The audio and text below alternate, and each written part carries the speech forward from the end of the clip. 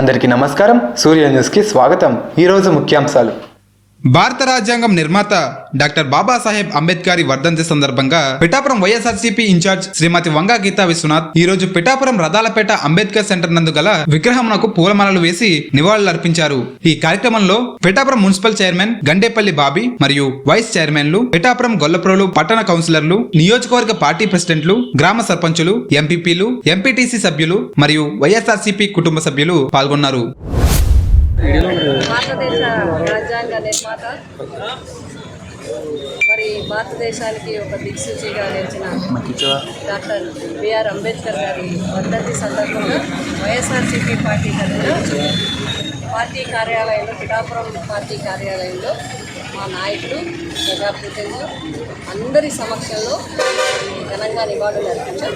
అదేవిధంగా పిఠాపురంలో ఎప్పుడు కూడా ఇక్కడ అంబేద్కర్ గారి సెంటర్ పేరు పొంది రథాలపేట దగ్గర అంబేద్కర్ గారికి నివాళులు అర్పించడం జరిగింది. అందరూ మరి బిఆర్ అంబేద్కర్ గారి యొక్క ఆలోచనలు కానీ బలపడాలి, అన్ని రంగాలలో రాజకీయంలో మన రాజ్యాంగ పీఠికలోని ఈ భారతదేశం ఎలా నడవాలి అనే దాని మీద అత్యంత స్పష్టంగా భారతదేశాన్ని అమలు చేయడానికి ఈ భూమిలో ఇంతవరకు బాబాసాహెబ్ అంబేద్కర్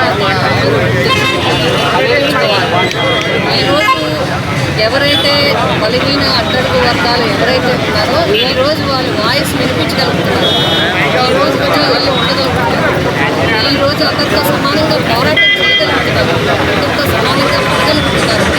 బాబాసాహెబ్ అంబేద్కర్ ఈ దేశాల్లో ఉన్న పరిస్థితుల్ని అంచనా వేసి కాబట్టి ప్రభుత్వాలైనా ఎవరైనా సరే భారత రాజ్యాంగం ప్రకారం దురదృష్టవశాత్తు ఈ మధ్యకాలంలో మనకు రాజకీయ కక్షలతో కేసులు,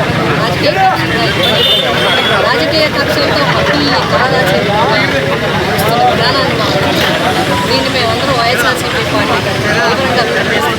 రాజ్యాంగం ఏం చెప్తుంది? న్యాయం చేయమని చెప్తుంది, పాటించమని చెప్తుంది, అన్యాయం జరిగిన వారికి న్యాయం అయ్యే విధంగా చేయమని చెప్తుంది, అన్యాయం చేసిన వారిని తీవ్రంగా శిక్షించమని చెప్తుంది. కానీ ఇక్కడ వ్యతిరేకంగా జరుగుతున్న పరిస్థితులు మనకి ఇప్పుడు కనబడతాం.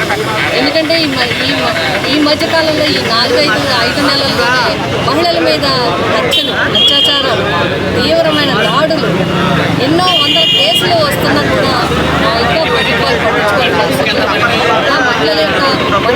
మహిళల భద్రతని భయాందోళనలో పెట్టిన పరిస్థితులు. అంతేకాకుండా సోషల్ మీడియా పేరుతో ఎవరైతే ఉత్సాహంగా ఉన్నారో వాళ్ళ మీద తప్పుడు కేసులు, నిజమైన కేసులు ఇంత పర్వాలేదు, తప్పుడు కేసులు పెట్టి వారిని రోజుల తరబడి జైల్లో పెట్టి, అంతేకాదు ఒక్కొక్క స్థానంలో తనున్న స్థానంలోనో తనకు తెలిసిన స్థానంలోనో కాదు, ఎక్కడో వేరే జిల్లాల్లో కూడా ఒకరి మీద కేసులు అంటే ఇబ్బందులు పెట్టడానికి, ఆందోళనకు గురి చేయడానికి, ఇవన్నీ కూడా అంబేద్కర్ గారు ఆశయాలకు అనుగుణంగా నడిచే ప్రభుత్వం కాదు అనేది మనకు తెలుస్తుంది. కాబట్టి ప్రభుత్వాన్ని అంబేద్కర్ గారు నివాళులు అర్పించడమే కాదు, ఆయన ఆశయాల సాధనకు అనుగుణంగా మనం అందరం కూడా నడవాల్సిన అవసరం, ఆయన ఆలోచన విధానాలకు అనుగుణంగా ఈరోజు ప్రభుత్వాలు నడిపించాల్సిన అవసరం.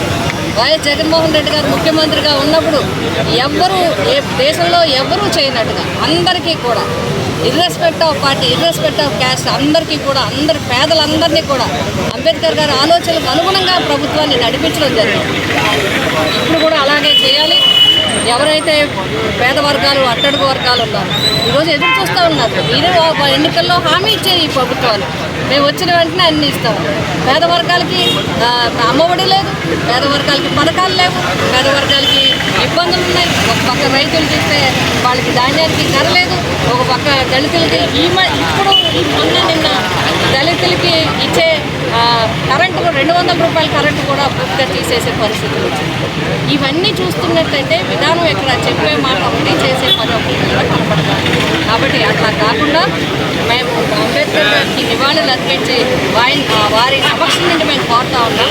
ఈ ప్రభుత్వాలు ప్రజలకు అనుకూలంగా పరిపాలించాలి, ప్రజల ఆశయాలకు అనుగుణంగా, ప్రజల ఆలోచనలకు అనుగుణంగా పరిపాలించాలని చెప్పి ఆ విధంగా జరగనందుకు మేమందరం కూడా వైఎస్ఆర్సీపీ పార్టీ తీవ్రంగా తెలియజేస్తాం. మరొకసారి బాబాసాహెబ్ అంబేద్కర్ గారికి హృదయపూర్వకంగా నివాళులు అర్పిస్తాం.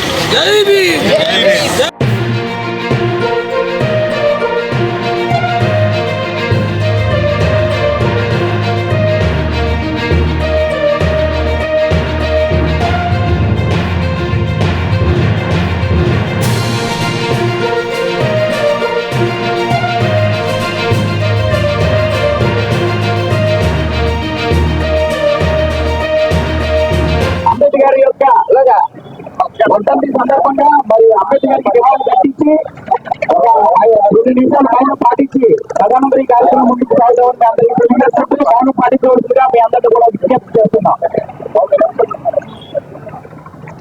మా ఊరు మంచి నామాలు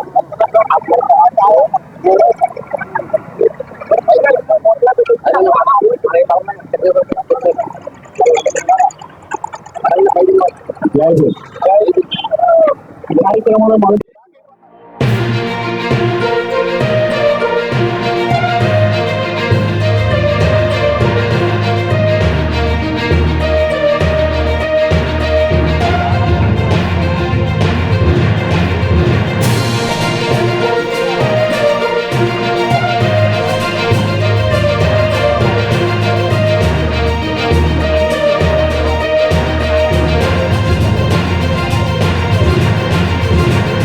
ఉంటది అక్కడ పేరు కూడా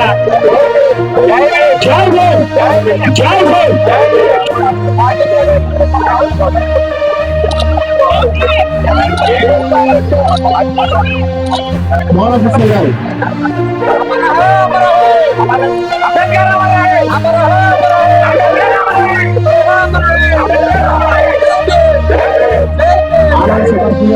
దాని గారు